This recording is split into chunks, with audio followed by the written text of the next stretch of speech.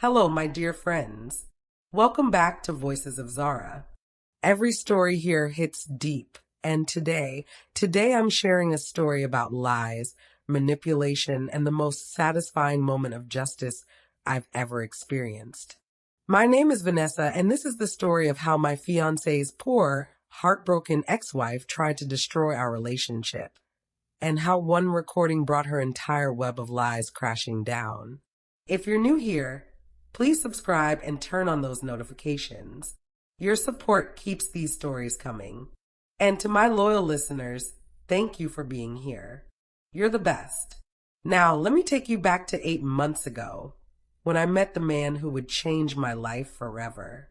His name was Marcus Chen. I met him at a coffee shop on a rainy Tuesday morning. We both reached for the last blueberry muffin at the same time, laughed about it, and he insisted I take it.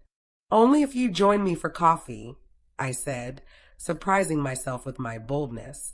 He smiled, this warm, genuine smile that lit up his entire face. "I'd love to." We talked for 3 hours, about everything: books, travel, our families, our dreams. When we finally left the coffee shop, I knew something had shifted in my universe. Marcus was 38, a successful architect with his own firm. I was 32, a middle school teacher with a passion for literature and a slight addiction to rescue cats. He was divorced, had been for 2 years. No kids, which he said was one of the reasons the marriage ended. My ex-wife, Christine, wanted children desperately, he explained on our third date. I thought I did too, but when it came down to it, I realized I wasn't ready. Maybe would never be ready. She deserved someone who wanted the same things she did. That must have been hard, I said. It was. The divorce was ugly. She was angry, hurt, said some things, did some things, but eventually we both moved on. Or at least I thought we had. There was something in his voice, a hint of sadness, maybe guilt, but I didn't push. Everyone has a past. Everyone has pain. We fell in love quickly, intensely. Within 3 months, I'd met his parents, his sister, his best friends. Within 6 months, we were talking about forever.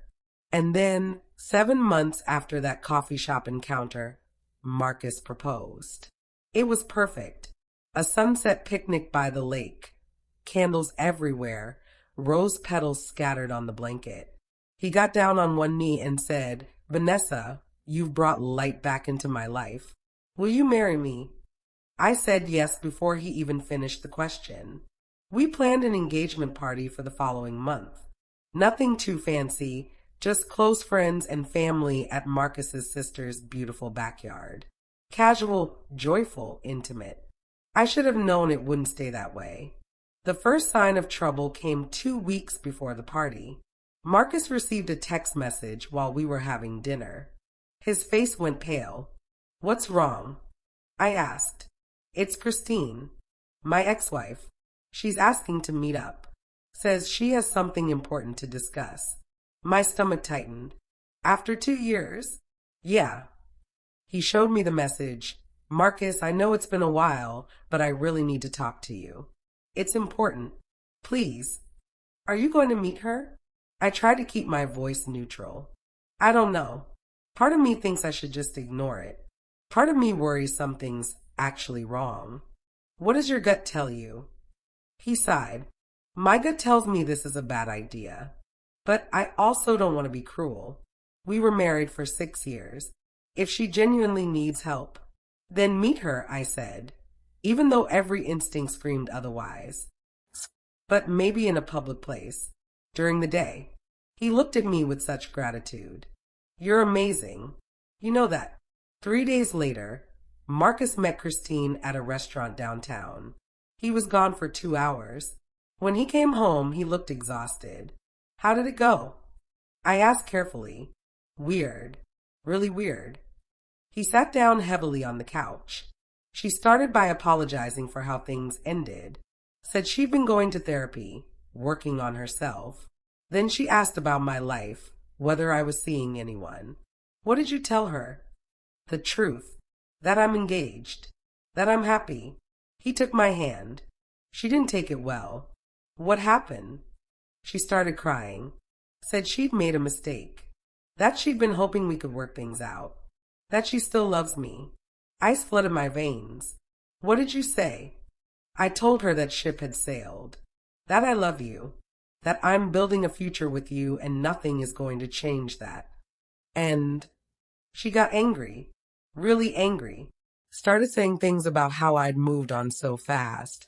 How I clearly never loved her. How this new relationship was just a rebound. He rubbed his face. It was ugly. I eventually just left. I should have seen the warning signs. Should have realized that someone who reacts like that isn't just going to walk away. But I was naive. I thought it was over. A week before our engagement party, strange things started happening. My car got keyed in the school parking lot. Deep scratches all along the driver's side.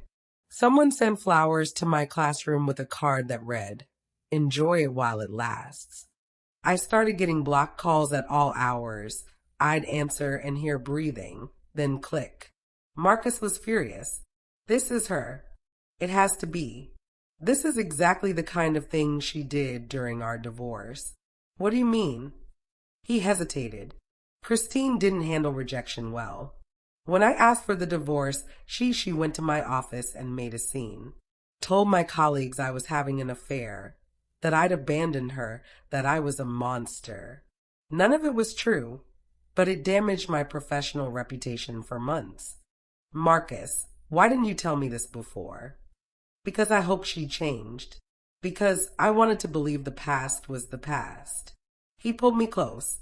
I'm so sorry. I should have warned you. What do we do? I'm going to call her. Tell her to back off. And if she doesn't, I'm getting a restraining order. But before he could make that call, Christine made her move. The day of our engagement party was beautiful. September sunshine, Marcus's sister's backyard transformed with fairy lights and flowers. About 50 of our closest friends and family gathered to celebrate. I wore a flowing white sundress. Marcus looked handsome in a crisp blue shirt. We were happy, surrounded by love. Until she arrived. I was talking with my best friend, Amy, when I heard gasps from the front of the house. Christine walked into the backyard like she owned it. She was stunning, I had to admit that. Tall, blonde, perfectly put together in a designer dress. But there was something predatory in her eyes. Marcus saw her and immediately moved to intercept. Christine, what are you doing here? I'm here to stop you from making the biggest mistake of your life, she announced loudly enough for everyone to hear. The party went quiet. All eyes turned to us. You need to leave, Marcus said firmly. You weren't invited. I don't care if I was invited. Her voice rose, theatrical and dripping with wounded emotion. I can't stand by and watch you marry this woman when you're still my husband. Shocked murmurs rippled through the crowd. We've been divorced for 2 years, Marcus said through gritted teeth. Legally, maybe, but in every way that matters, you're still mine. She turned to the crowd, playing to her audience. Do all of you know how they met? Did Marcus tell you he was still sleeping with me when he started seeing her? My blood ran cold. That's a lie. Is it? She pulled out her phone with a triumphant expression. Because I have text messages, voicemails, evidence of our relationship continuing long after he supposedly moved on. She started reading messages aloud. They were intimate, affectionate messages between her and Marcus. Dates from 5 months ago, right when we'd been together. People stared at Marcus in shock. His mother looked devastated. My parents looked horrified. Those are fake, Marcus said, but his voice lacked conviction. He looked shell-shocked, blindsided.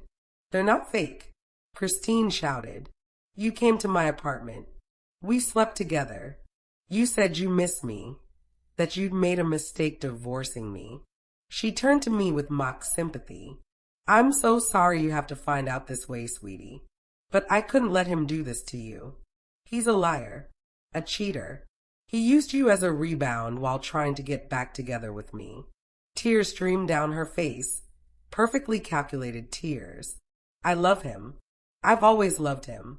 And he loves me too. He's just confused. The crowd was eating it up. I could see the doubt on people's faces, the judgment. Even some of my own family members looked at Marcus with suspicion. Marcus stood frozen, clearly trying to process this calculated attack. But I wasn't frozen. I was furious, because 3 days ago, something had happened that Christine didn't know about. I'd been getting my oil changed when I saw her. Christine. She was at the coffee shop next door, meeting with a man I didn't recognize. Curious, and yes, suspicious, I'd walked close enough to their outdoor table to overhear. The engagement party is this Saturday, Christine was saying. That's when I'll make my move. Are you sure about this? The man asked. What if it doesn't work? It'll work. I've been planning this for weeks. I created fake text messages, fabricated evidence. When I show up and tell everyone he's been cheating with me, she'll be so humiliated she'll call off the engagement. And then what? Then Marcus will be heartbroken and vulnerable. And I'll be there to comfort him, to remind him what we had, to make him realize we belong together. My hands had trembled as I pulled out my phone and started recording. For 10 minutes, I recorded Christine detailing her entire plan. How she'd hired someone to create fake text exchanges. How she'd been stalking US. How she'd keyed my car. How she'd sent the threatening flowers. I know it sounds crazy, Christine had laughed. But desperate times call for desperate measures. I want my husband back, and some little school teacher isn't going to stop me. I'd saved that recording like it was the most precious thing I owned.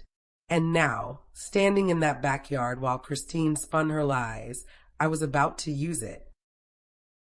Christine was still performing, crying dramatically about her stolen husband, when I walked over to the outdoor speakers we'd set up for music. Excuse me, I said calmly. I have something everyone needs to hear. Oh, now you want to defend him? Christine sneered. Sweetheart, I have proof.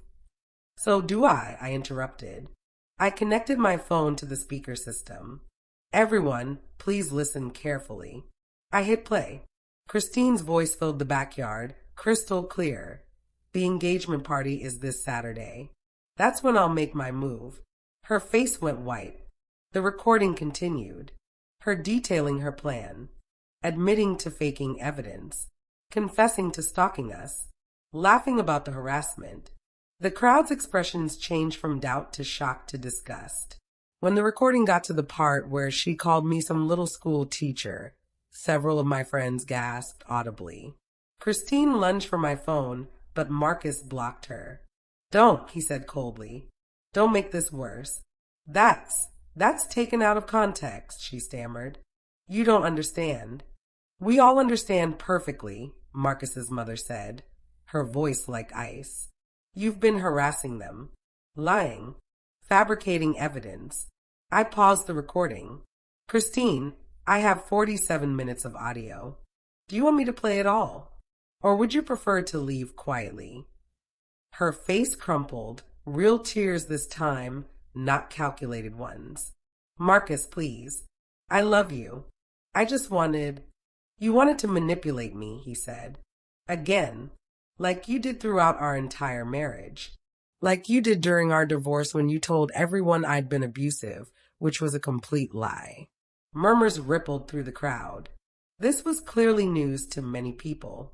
You told people he was abusive. Marcus's sister stepped forward, fury in her eyes. Christine, I defended you during the divorce. I felt sorry for you. Because that's what she does, Marcus said wearily. She plays the victim, makes up stories, manipulates everyone around her into feeling sorry for her. He looked at Christine with something like pity. I thought you changed. When you texted asking to meet, I actually hoped you'd moved on, found peace. But you're still the same person who made the last year of our marriage a living hell. I made it hell. Christine's voice rose, hysteria creeping in. You're the one who gave up on us, who said you didn't want children, who threw away 6 years. I was honest about my feelings. You're the one who couldn't accept it, because I loved you. This isn't love, Christine. Marcus's voice cracked. Love doesn't involve stalking, harassment, and trying to destroy someone's happiness. This is obsession. It's unhealthy. You need help. Christine looked around at the crowd, at the faces full of judgment and disgust, at Marcus's family who she'd once called her own, now looking at her like she was a stranger. You've all turned against me, she whispered. Because of her. Because of that recording. No, I said firmly. We turned against you because of your actions. Because you chose manipulation over honesty. Because you tried to destroy our relationship with lies. I pulled out my phone again. I also have this recording backed up on 3 different cloud services. And I've already sent a copy to my attorney just in case. In case of what? She asked weakly. In case you ever come near us again. In case you ever try to contact Marcus or me or anyone in our families. Because if you do, I will take this evidence to the police. Harassment, stalking, criminal threats. I'm sure they'll find plenty to charge you with. You can't. I can. And I will. I stepped closer to her. Christine, I actually feel sorry for you.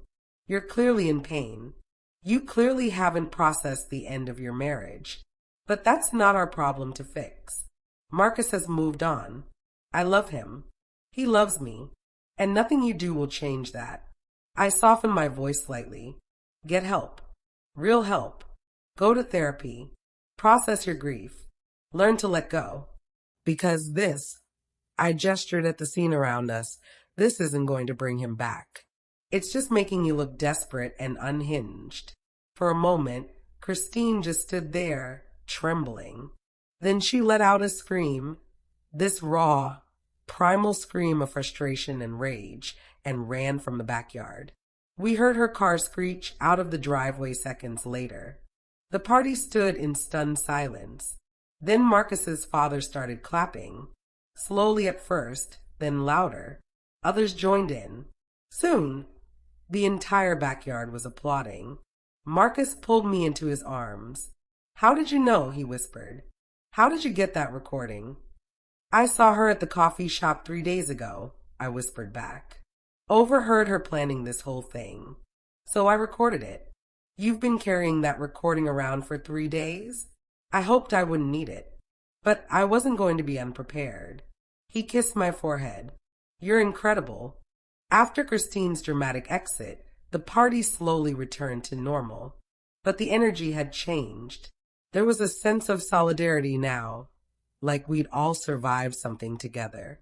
Marcus's mother pulled me aside. Vanessa, I need to apologize, she said, her eyes red from crying. For a moment there, I doubted. When Christine was showing those text messages, I actually wondered if Marcus had. It's okay, I interrupted gently. She was convincing. That was the point. But I should have known better.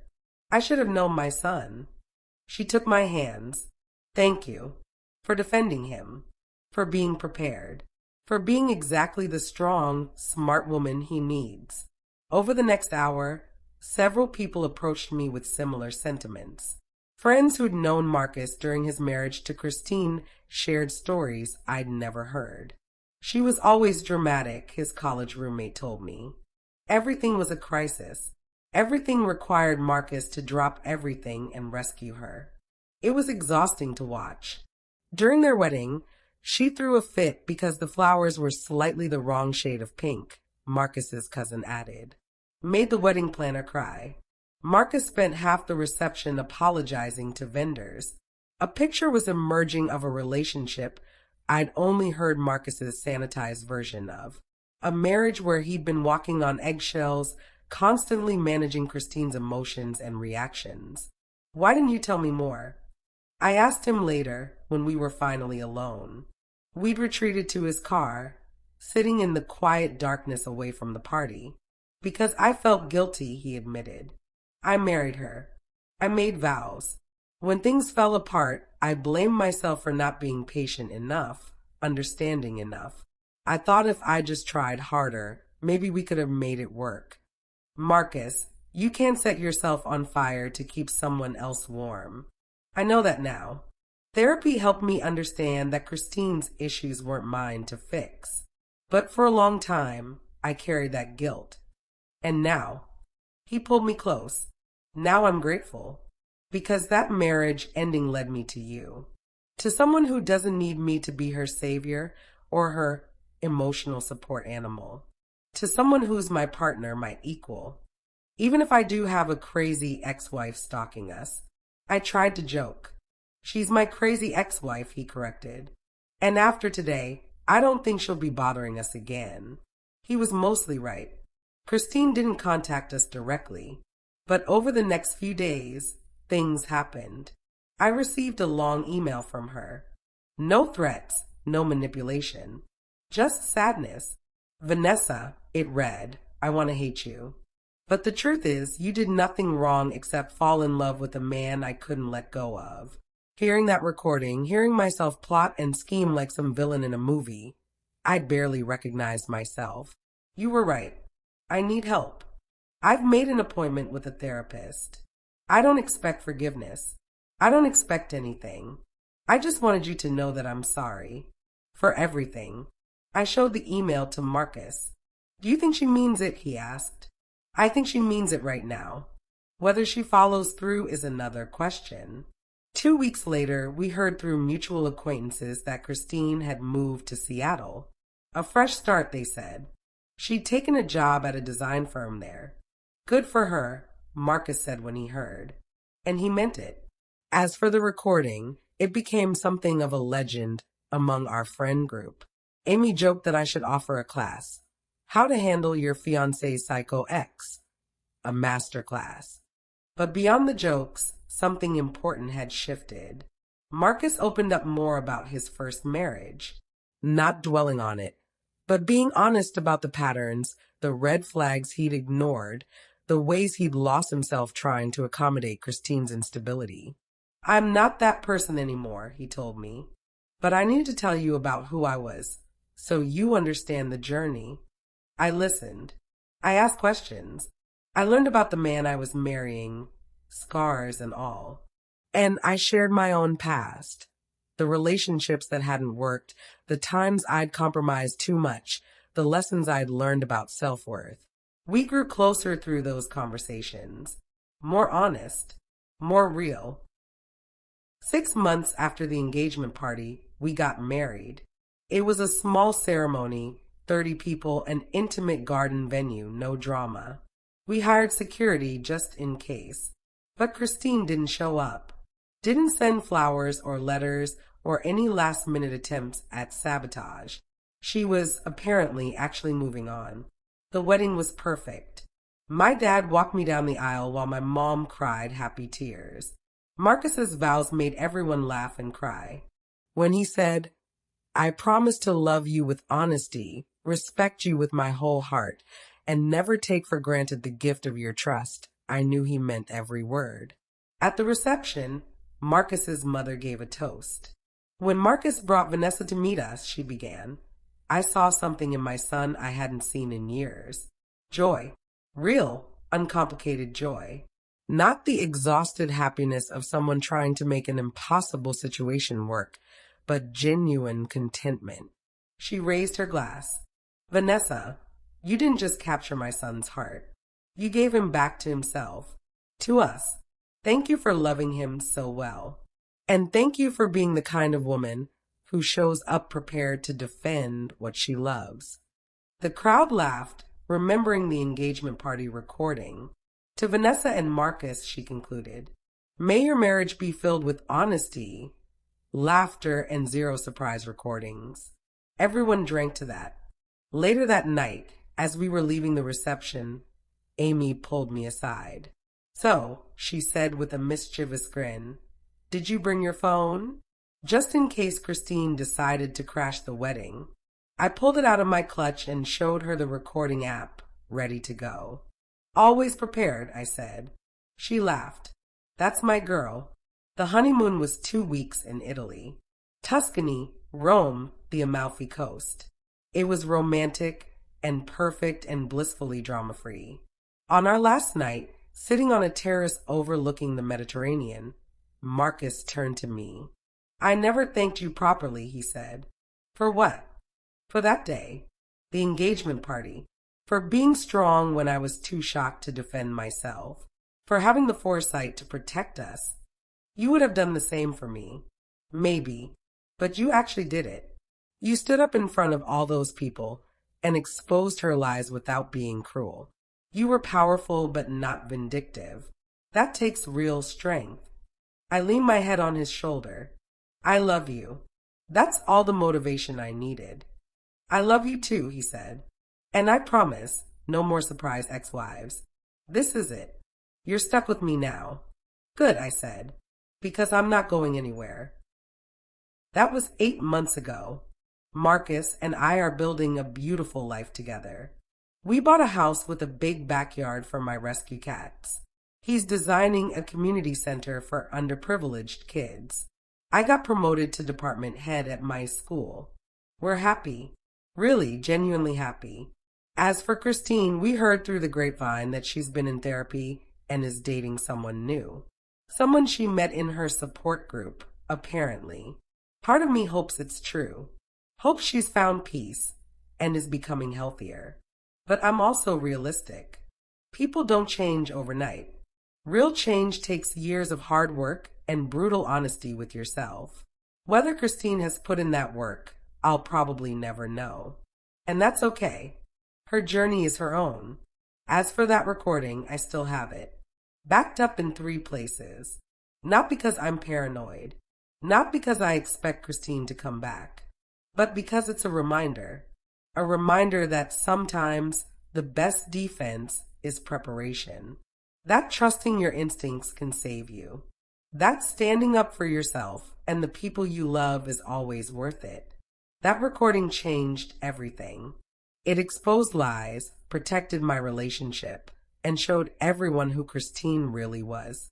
But more than that, it showed me who I was capable of being. Strong, prepared, unafraid. And I like that version of myself very much. Thank you for listening to my story, dear friends. If you're dealing with someone's ex trying to interfere in your relationship or facing manipulation and lies, remember, trust your instincts, protect yourself, and never be afraid to stand up for your truth. Sometimes the best weapon you have is simply the truth itself.